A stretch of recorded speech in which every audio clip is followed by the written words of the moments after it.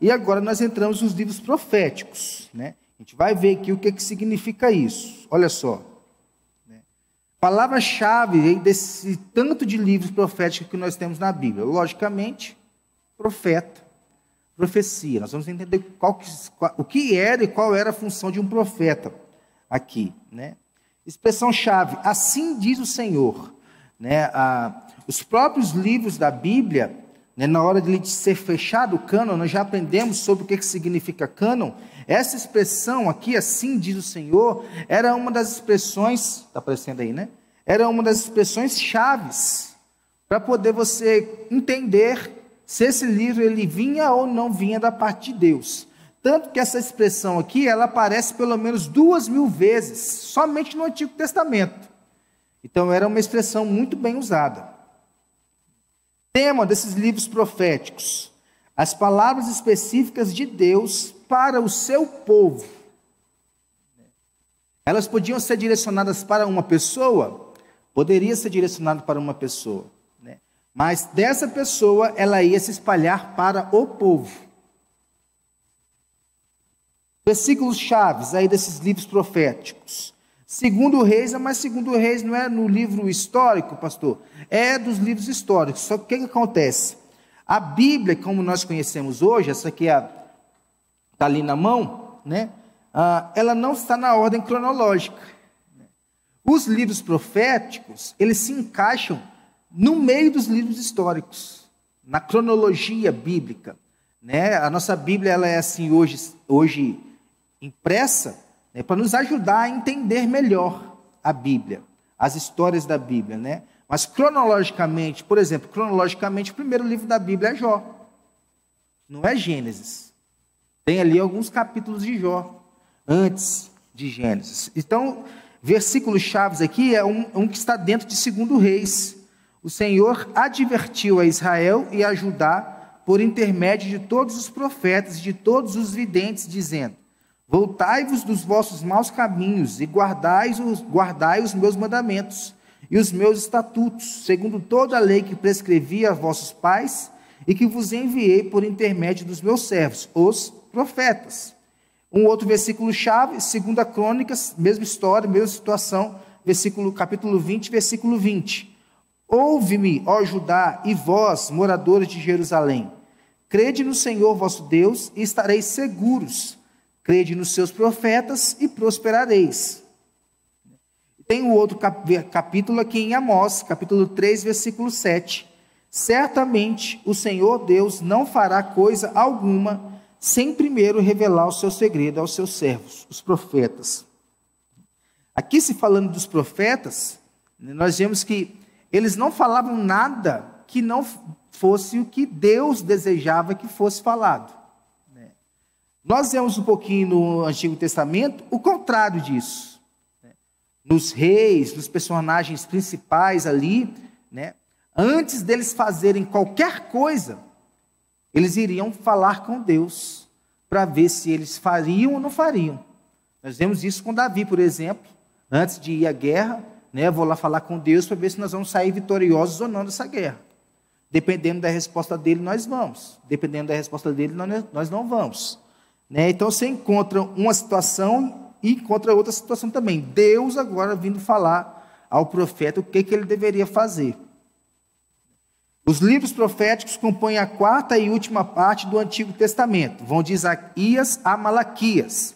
Né? Cronologicamente, como eu disse, estão situados dentro do segundo bloco, que são os livros históricos. Né? Nós temos 17 livros proféticos que foram escritos por 16 profetas. Por quê? Tem 17, mas foram escritos por 16. Alguém escreveu 2. Quem foi? Mas, depois de Jeremias vem o quê? Nossa!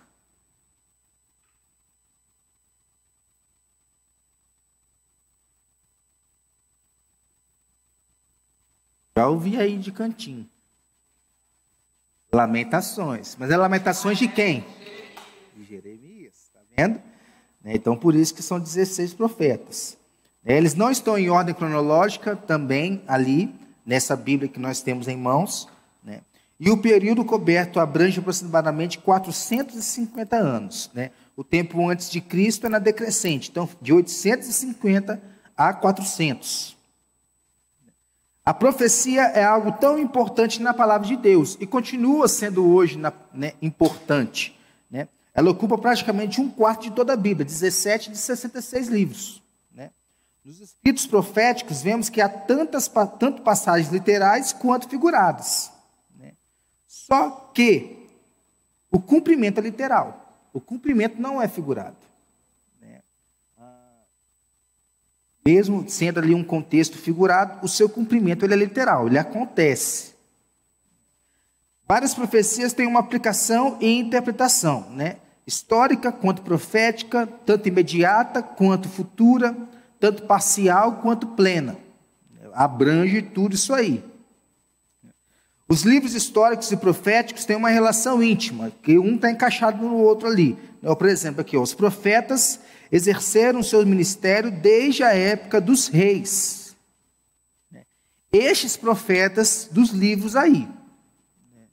Mas nós temos um profeta, por exemplo, antes do livro dos reis. Quem foi? Termina com El. Samuel era um profeta. Né? Até o retorno do cativeiro na Babilônia, ali com Esdras e Neemias. Né? A nação hebraica é o centro desses dois conjuntos de livros, porque todas as profecias são para um povo rebelde.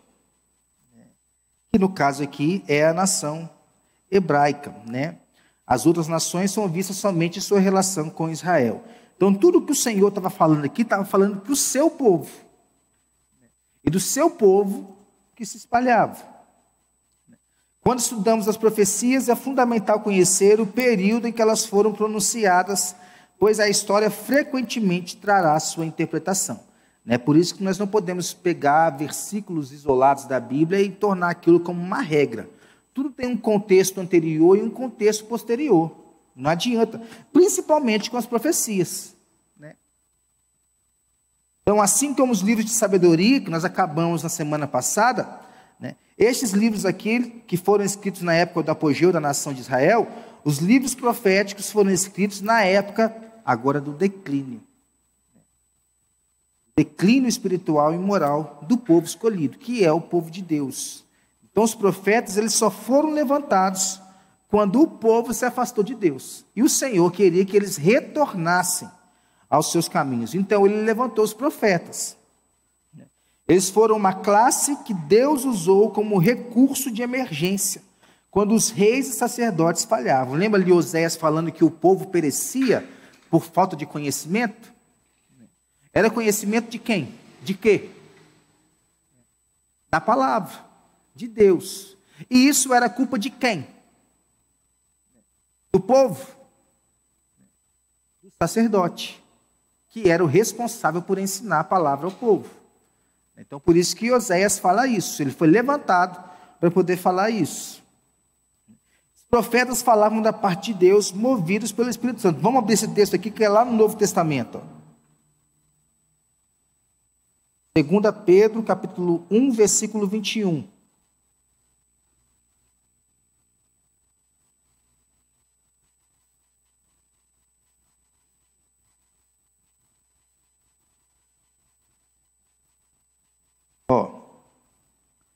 Porque nunca, jamais, até uma redundância aí, né? Nunca, jamais, qualquer profecia foi dada por vontade humana. Entretanto, homens santos falaram da parte de Deus, movidos pelo Espírito Santo. Então, não era nada na cabeça deles, era Deus que levantava. Né? E eram as pessoas mais impopulares de seus dias. Né? Jeremias era o profeta que chorão. Né? Apanhou, foi preso, Isaías também. Né? Havia um contexto desse. Tiago, capítulo 5, versículo 10. Irmãos, tomai por modelo no sofrimento e na paciência quem? Os profetas, os quais falaram em nome do Senhor. exerceram o seu ministério em tempos de crise, apontavam pecados, apontavam a falha do seu povo, a falha da liderança, e para si causavam sofrimentos. Eles eram a consciência moral de suas épocas. Quer saber de alguma coisa, vá lá perguntar aos profetas. Foram pessoas escolhidas diretamente por Deus, das mais diversas origens. Daniel e Sofonias, por exemplo, eram de família real. Jeremias e Ezequiel eram de uma família sacerdotal, sacerdotes, filhos de pastores.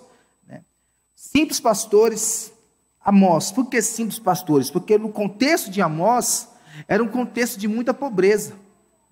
Tanto que Amós ele é levantado, eu vi um livro falando sobre os profetas, ele era o boiadeiro de Deus, porque ele era da roça, ele cuidava de bois, cuidava de vacas ali, do gado. E ele foi se levantado porque os ricos estavam oprimindo os pobres do povo dele, dos da roça. Então, Deus levantou Amós para ir contra os ricos, contra os da cidade. Tanto que Amós ele muda de cidade para poder ali profetar lá com os juízes, com os ricos. No Antigo Testamento, eles eram também chamados de videntes ou homens de Deus. Um profeta não era necessariamente alguém que predizia o futuro, mas que falava em nome de Deus. As pessoas hoje, elas interpretam essa questão do profeta como alguém que interpreta o futuro. Vou atrás do profeta tal, vou atrás do profeta não sei de que lá. Mas não era necessariamente isso que acontecia. Quando acontecia isso, não era vou levantar lá, vou falar que o Luciano ele vai ser rico, milionário daqui a 2 dias. Não era isso. Era com questão do povo, para onde que o povo ia, o que ia acontecer com o povo. Então, sua principal função era declarar os pensamentos do Todo-Poderoso ao povo escolhido. A previsão de acontecimentos futuros foi apenas uma das formas pelas quais o selo divino era confirmado sobre a vida do profeta. Aconteceu o que aquele rapaz falou mesmo, viu? Ele realmente era um profeta de Deus. Tanto que na brincadeira a gente brinca assim, Fala, vai acontecer isso aqui, Aí acontece, rapaz, você é profeta mesmo, hein? A mensagem divina era transmitida não somente através das palavras, mas também pela própria vida e atitude desses homens. E todo o evangelho, essas duas coisas, elas andam juntas, palavra e testemunho, o tempo todo. Então, o ministério dos profetas incluía 4 tarefas principais. Quais eram? Ouvir, primeiro, Isaías, por exemplo, tem capítulo 1 mesmo, a gente vê isso, e transmitir as palavras de Deus para o povo. Nenhuma profecia nunca jamais saiu somente do pensamento humano. Eles eram porta-vozes do Altíssimo, arautos do rei, trazendo encorajamento em épocas difíceis e orientação em tempos críticos. Segunda função, fazer o coração do povo se voltar para Deus. A Bíblia sempre fala de um povo com coração rebelde, com coração inclinado para as suas coisas e não para as coisas de Deus. E os profetas eles foram levantados para trazer este povo de volta, confrontando, confronto em relação à idolatria, que era muita aqui nessa época, ainda muita hoje, imoralidade, seja ela de moralidade sexual ou de qualquer outro de caráter, injustiça, lembra que eu falei de Amós? Amós se levantou contra a injustiça, além de trazer promessas de perdão, mas haveria perdão se acontecesse o quê? Se eles voltassem para Deus. E de restauração no caso de arrependimento. Terceiro, anunciar julgamento e destruição, conforme as maldições da aliança, quando falhavam as 2 primeiras tarefas.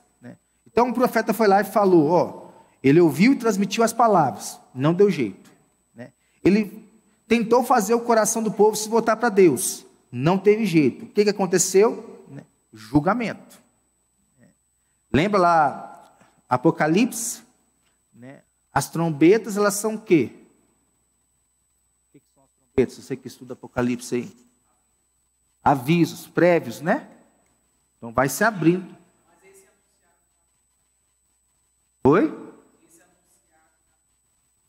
Tudo vinha de Deus. Tudo vinha de Deus. Então, as trombetas, elas são avisos prévios. Tocou a primeira, nada aconteceu, vai tocar a segunda. Até que não vai ter mais escolha, mais escapatória, né? Porém, sempre terminando com palavras de consolo, mostrando que um remanescente seria salvo e que por meio dele os planos de Deus seriam realizados, né? Aí, que remanescente é esse? Isaías 53 vai nos falar, é Cristo. E prevê eventos futuros, olha aí, em especial a respeito da vinda do Messias e do estabelecimento do reino de Deus sobre a terra. Tanto que Isaías, ele faz uma distinção interessante. Isaías fala sobre as cidades dos arrogantes. Quem eram esses arrogantes? Aquelas pessoas que não queriam andar com Deus. Eles eram chamados de arrogantes. Mas Isaías também fala de uma nova Jerusalém. Essa cidade seria para quem? Para quem obedecia a Deus e ia se encontrar com Ele. Olha o contraste aí, o estabelecimento do reino de Deus sobre a terra. No Novo Testamento, vemos repetidas vezes a expressão para que se cumprisse o que fora dito pelo Senhor por intermédio do profeta, trazendo assim confirmação divina para acontecimentos da época. As outras obras, as obras modernas sobre os profetas do Antigo Testamento, enfatizam a mensagem social deles, como eu falei aqui de Amós, né? No que diz respeito, profetas do Antigo, a denúncia que faziam de corrupção política, existe muito dentro desse contexto profético, né? Opressão dos pobres, como eu falei lá em Amós, e podridão moral da nação. Quando é podridão moral mesmo, é podridão moral, né? Oséias, por exemplo, ali, né? No entanto, o que mais incomodava a Deus era a idolatria do povo. Na verdade, a questão social é apenas uma consequência da esfera espiritual. E nós podemos ver isso nos nossos dias, né? A vida moral de uma nação está diretamente relacionada à religião que ela pratica, né? Já acontecia isso nos tempos bíblicos, né? Acontece nos nossos dias hoje, nos dias atuais. Divisões aqui dos livros proféticos, né? Primeiro, por tamanho dos escritos. Profetas maiores, Isaías, Jeremias, Lamentações, Ezequiel e Daniel. Profetas menores, Oséias até Malaquias. Qual que é a diferença, pastor, dos dois? Apenas o tamanho, né, dos livros. Nada a ver com o conteúdo. Segundo a época em que foram escritos, né, como eu falei que era a questão da cronologia, antes do cativeiro da Babilônia, que só aconteceu porque o povo se voltou contra Deus, foram avisados pelos profetas, não deram ouvidos, foram levados para o cativeiro. Antes, Isaías, Jeremias, Lamentações, Oséias, Joel, Amós, Obadias, Jonas, Miqueias, Naum, Abacuque, Sofonias. Durante o cativeiro, o povo já estava lá, cativo, sendo escravo, Ezequiel e Daniel. E após o cativeiro, Ageu, Zacarias e Malaquias. Está aí uma distinção aí antes, durante e depois. E quanto ao público-alvo? Para Judá, Amós e Oséias, tinha um público específico. Algumas pessoas dizem também Isaías. Para Israel, Isaías, Jeremias, Lamentações, Daniel, Ezequiel, Joel, Miqueias, Abacuque, Sofonias, Ageu, Zacarias e Malaquias. E para as outras nações, Jonas tinha que ir para onde? Nínive. Para onde que ele foi? Tarsis. É uma nação diferente. Aí, Naum e Obadias. Nações tirando o reino do sul e o reino do norte. Introdução, então, aqui aos profetas maiores, que é onde está encaixado Isaías. Como eu disse, a distinção é apenas o tamanho dos livros. Somente por conta disso. Não tem nada a ver com a importância dos escritos. Profetas maiores estão aí, escreveram 5 livros, Jeremias escreveu 2, estão dispostos na Bíblia de acordo com a sua ordem cronológica. Aqui está realmente na ordem cronológica. Jeremias e Ezequiel vieram de famílias sacerdotais, como eu falei. Isaías e Daniel, famílias reais. Isaías e Jeremias profetizaram na terra de Israel. Ezequiel e Daniel no exílio, já lá na Babilônia. Então vamos aqui ao livro de Isaías. O público-alvo é o Reino do Sul. Período de 740 a 680 anos antes de Cristo. Este livro foi escrito durante o reinado desses 4 reis aí, ó. Uzias ou Azarias, que foi fiel a Deus, reinou 52 anos.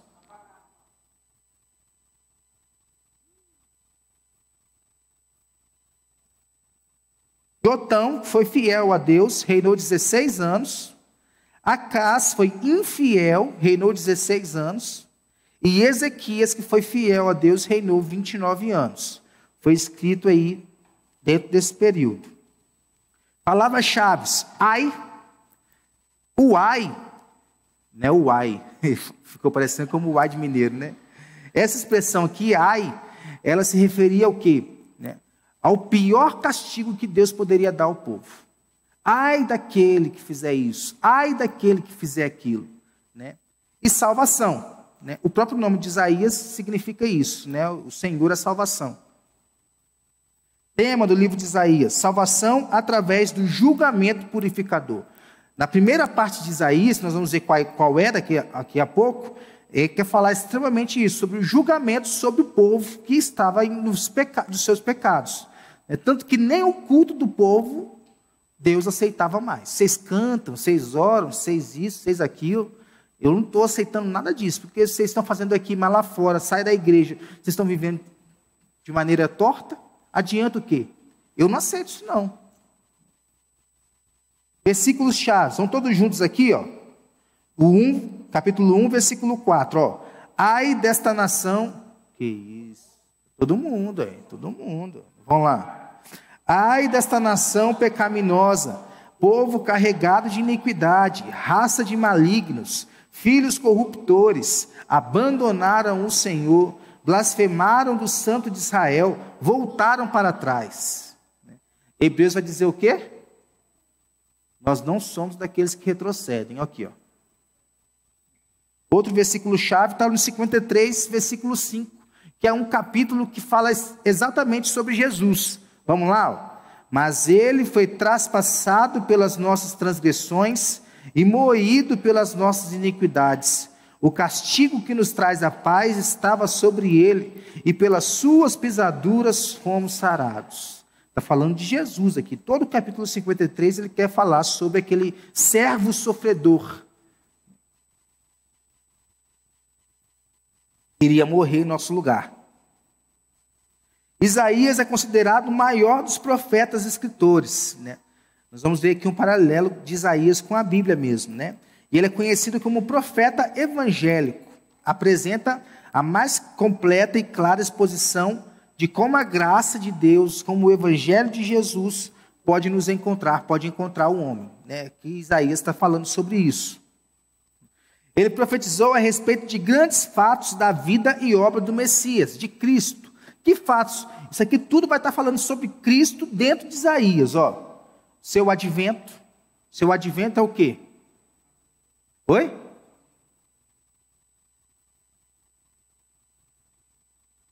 A vinda em carne. O nascimento. Seu nome seria chamado o quê? Emanuel. Nascimento virginal, virgem porque é a vinda virgem, de uma virgem. A sua família, qual seria? A unção que vem do alto sobre ele, lembra lá do batismo de Jesus? É aquilo lá, é cumprimento de profecia.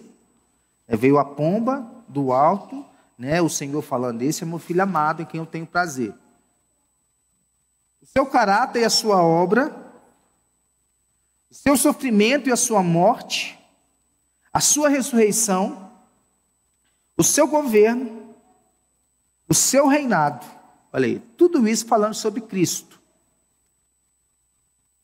Então Isaías é citado no Novo Testamento mais do que qualquer outro profeta. Só no Novo Testamento São 21 vezes que citam Isaías e 250 referências diretas e indiretas a ele. Por todos esses motivos, ele tem sido chamado de o profeta evangelista, ou o quinto evangelista, ou o seu livro é chamado do Evangelho segundo Isaías. A experiência do chamado de Isaías, olha só, está relatada no capítulo 6. No ano da morte do rei Uzias, eu vi a Senhor assentado no alto e sublime trono. Ele faz uma descrição ali que querubins e serafins estavam ali ao redor do trono, e declarando: Santo, Santo, Santo é o Senhor dos exércitos. Toda a terra está cheia da sua glória. Isaías está vendo o que ali? Primeiro, Isaías está tendo uma revelação divina. Vamos abrir lá. Ó. Isaías capítulo 6, versículo 1.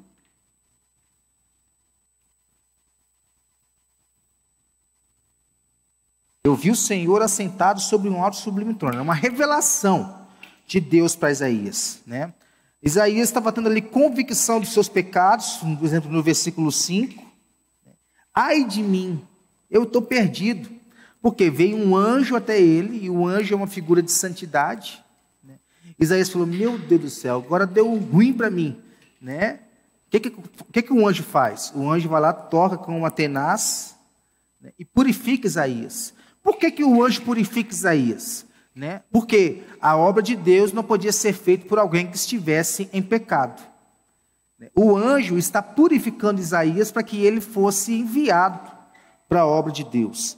A confissão: não, estou perdido, porque sou homem de lábios impuros, habito no meio de um povo de impuros lábios, e os meus olhos estão aqui vendo o Rei da Glória.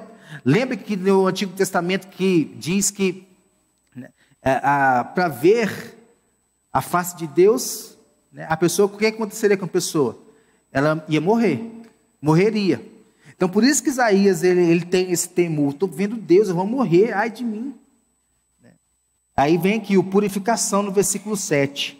O anjo apareceu com uma tenaz, tocou a boca dele, e disse: eis que ela tocou os teus lábios, a tua iniquidade foi tirada e perdoado o teu pecado. Há uma consagração aqui para Isaías, ouvi a voz do Senhor que dizia: a quem enviarei, quem há de ir por nós? Disse eu: eis-me aqui, envia-me a mim. Eu falo isso já há um tempo, Essa aqui é uma das orações perigosas da Bíblia, Porque o Senhor, Ele zela pela tua palavra, zela por quem dá a sua palavra a Ele. Então eu não posso falar: Senhor, eis-me aqui. Na hora que Ele precisar de você, Ele não pode contar de você.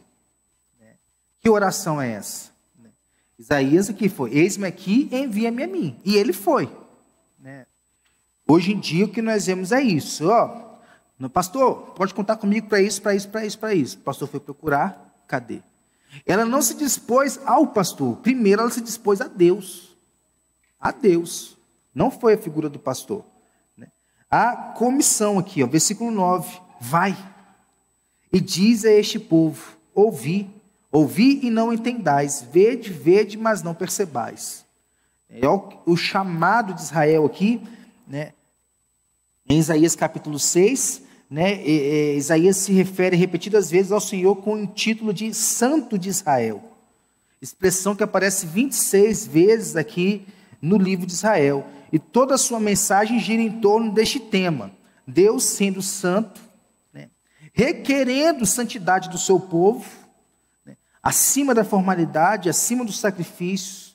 O que o Senhor queria era um coração correto, era uma vida justa diante dele e diante dos homens. O livro de Isaías abrange as grandes doutrinas da era pré-cristã e aborda quase todos os temas principais da teologia, principalmente aqueles que diz respeito à pessoa de Deus. Fala sobre Deus como único e verdadeiro, fala sobre Deus como Criador e Redentor, fala sobre Deus como onipotente e onisciente, fala sobre Deus como santo e amoroso, fala sobre Deus como justo e misericordioso, fala sobre Deus como juiz e salvador. Tudo isso está dentro da teologia da pessoa de Deus, quem Ele é. Sua abrangência não se resume apenas ao conteúdo, mas também à sua estrutura. Que eu falei que íamos ver aqui a relação de Isaías com a Bíblia, né? Quantos capítulos tem o livro de Isaías? Sem olhar. Quantos? 65? 55? Errou! Como diz aí o Faustão. Pode olhar, eu deixo você olhar. Gabriel sabe lá? Qual que é? 16. Né? Quantos livros tem a Bíblia? Acertou. 66, olha aí, ó. Paralelozinho entre os dois. Quantos livros tem o Antigo Testamento?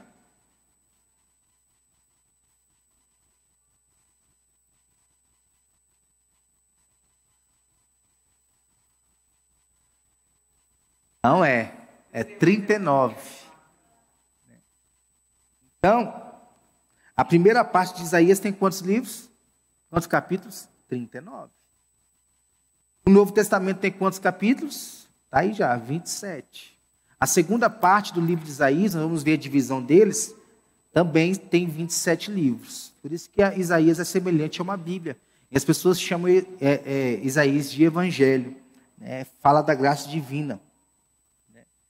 Essa segunda parte, assim como o Novo Testamento, começa com o capítulo 40. Nós vamos ver lá na frente. Com a voz que clama no deserto. Referindo-se a João Batista. Olha só.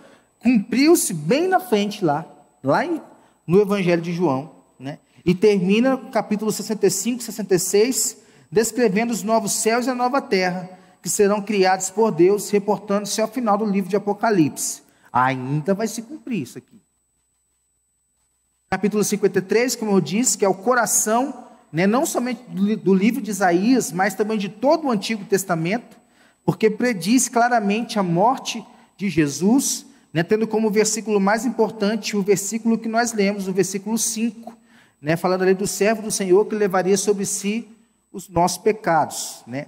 Este capítulo está inserido na segunda parte, na qual temos a mais completa descrição no Antigo Testamento sobre a pessoa e ministério do Messias, tanto a sua humilhação quanto a sua exaltação. Durante a época de Isaías, a segurança de Judá, do povo, estava sendo ameaçada pelo Império Assírio, que estava em ascensão e queria conquistar Israel, o reino do norte, em breve. O que aconteceu? A Síria foi lá, né, conquistou e levou eles embora. Né? Isso levou o rei de Judá a fazer uma aliança com o Egito, que não era uma nação cristã. Isaías, no entanto, aconselhou que se buscasse apoio em Deus, e não em uma nação pagã liderada por um governante terreno. Já estavam errados aqui. O profeta também denunciou o ritualismo vazio de seus dias e a idolatria que havia crescido assustadoramente. Conclama a nação ao arrependimento. Se não se arrependessem, o juízo de Deus viria ali e aconteceria sobre o povo. Essa é a mensagem da primeira parte do livro, e também o nome do primeiro filho de Isaías, que agora não vou saber falar, que é um nome difícil de se falar lá. E a segunda parte tem a ver com o nome do seu segundo filho, que também é muito difícil de falar. Né? São 3 nomes lá em hebraico que é difícil de falar. Né? Nesse sentido, Isaías profetizou a respeito do retorno do povo, agora na segunda parte, né? Citando o rei da Pérsia, Ciro, que não era um crente, não cria em Deus, mas que o Senhor levantou para poder livrar o povo dele do Império Babilônico. E a citação aqui, pelo menos 150 anos antes de Ciro nascer.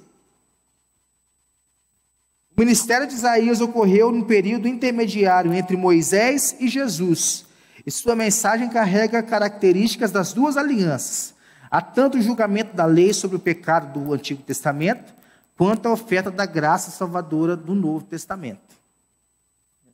O fato de suas profecias concernentes à primeira vinda do Messias haverem se cumprido literalmente, Jesus veio, dá a seus escritos grande autoridade e confiabilidade em relação ao cumprimento daquelas que ainda não se realizaram e que dizem respeito à segunda vinda.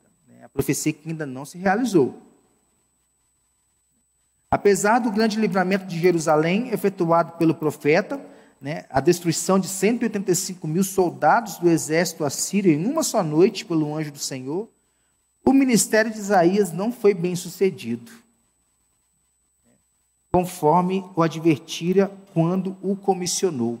Aqui, nos versículos 9 a 13 da sua comissão. Por que não foi bem sucedido? Ele foi odiado e perseguido pelo rei Acaz. Por quê? Porque ele foi confrontar Acaz. Acaz não era fiel a Deus. Então Isaías foi confrontar Acaz sobre o seu pecado, segundo a tradição judaica, ele foi morto aos 120 anos de idade, cerrado ao meio, pelo perverso agora rei Manassés, que também não foi um rei mau, um rei bom, mas que depois, ele tendo um encontro com o Senhor, ele se tornou um rei bom, mas aí já era tarde, Isaías já tinha morrido, já tinha matado Isaías. Isso parece ser confirmado diretamente pelo livro apócrifo, Ascensão de Isaías, e indiretamente pelo escritor de Hebreus. O livro apócrifo não tem autoridade de doutrina sobre nós, mas Hebreus tem. Hebreus 11, versículo 37. Galeria dos Heróis da Fé vai dizer que foram apedrejados, provados, cerrados pelo meio, mortos a fio de espada, andaram peregrinos, vestidos de peles de ovelhas e de cabras, necessitados, afligidos, maltratados. De quem que o autor aqui está falando? De Abraão, de Isaac, de Jacó, de todos aqueles que entraram na galeria de heróis da fé. Oi.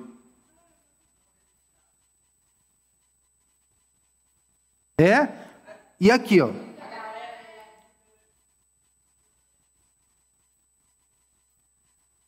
olha o relato aqui, Eles sofreram todos esses tipos de coisas.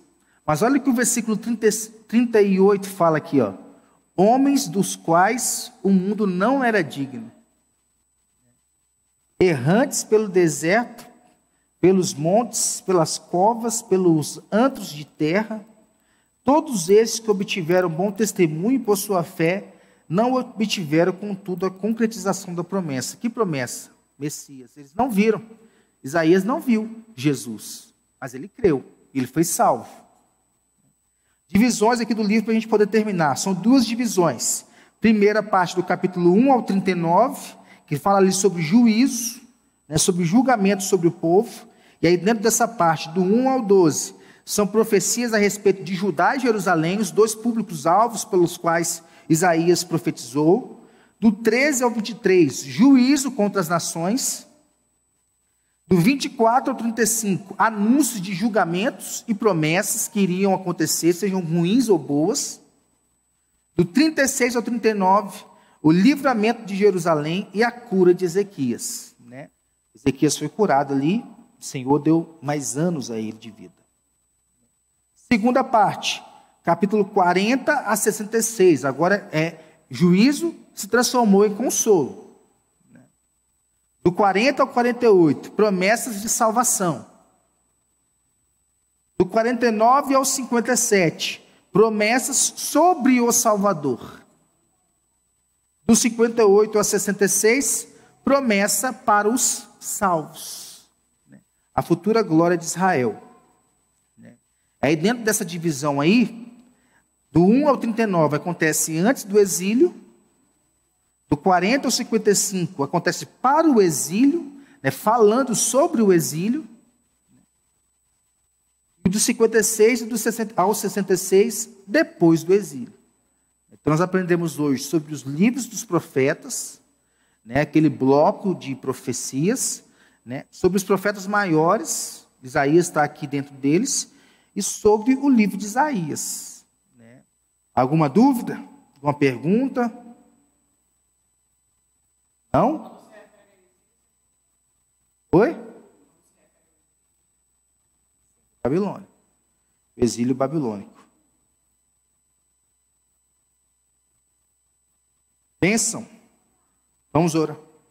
Oi? Vamos orar? Senhor, nós te louvamos, ó Pai, te bendizemos por esta noite.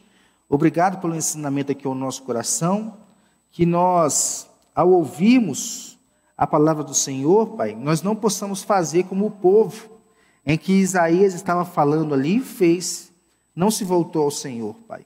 Mas que nós, ao ouvirmos do Senhor, possamos nos voltar de todo o coração ao Senhor.